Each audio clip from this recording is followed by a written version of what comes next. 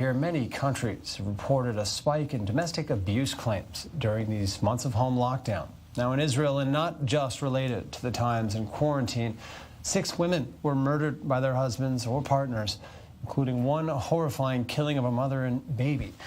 Now, in some of the cases, the men had already been convicted of domestic violence, and the victims had tried and failed to sound the alarm. Now, questions are circling as to the effectiveness of prison rehabilitation programs and also on the ability of authorities to adequately protect women who seek their help. Now, we're honored to be joined by Aida Touma-Sliman. She's a lawmaker and member of the Israeli parliament with the Joint List. Thank you for being with us here. You've been a champion for women's rights in the Knesset here. So, first of all, on the murders, they've really crossed all societal lines, demographics in the country, not tied to any one community. What can we do as a diverse country? What can authorities do to really go after this issue? Well, I think the first thing that should be done is to put this issue on the agenda of the government and to make it a top priority, because the situation now with the corona has revealed the fact that the infrastructure of fighting the domestic violence or gender-based violence against women is a very weak infrastructure. It is not proper to the situation, and it is not combating violence the way it should be.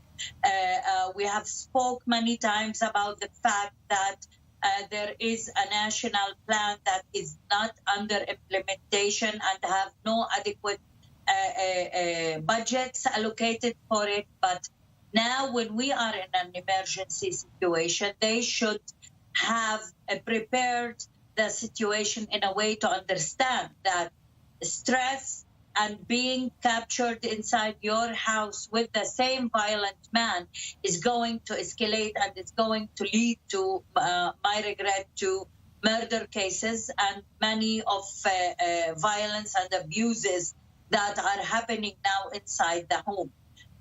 That's why when you call the women to stay at home and you know that there might be violence, you should approach those women. You should try to seek for a help for them. I've been asking for a refugee for those women in the last month and a half. I approached the ministry on the 20th of March. Just yesterday, they opened the shelter. And for my regret, they did not bring all the information needed to the women. Not even one campaign launched in the last 2 months in order to talk to the women and the girls and to tell them that they have the right not to tolerate this violence. I've asked that those who should be kicked out of the house and taken out of the house are the abusive men and not the women themselves. But for my regret, the police and the welfare system is busy with as if they are saying, the way they are saying, busy with the situation, and we are falling under the radar and no one is watching what is happening with women. Well, I wanted to ask you about, during this time of lockdown, this major spike that's been reported, not just in Israel, in other countries as well, to local domestic abuse hotlines, how the government has responded. It sounds like there hasn't really been any ramped up response in light of this increased calls to these hotlines. Is this another issue that's falling victim, I hate to use that term here, but falling victim to the to the stalemated political system, to the fact that there's no government? Is this part of the problem? Well, part of the problem is the government, not the lack of the government. The same government that did not allocate budgets to fight violence against women by the national plan that I spoke about is the same government that is running the emergency situation now and not paying attention. Although we've been talking about this, I just held a meeting yesterday in the Special Committee for Welfare and Employment that I'm heading, and it was allocated to the emergency situation of violence and the murder of 4 women.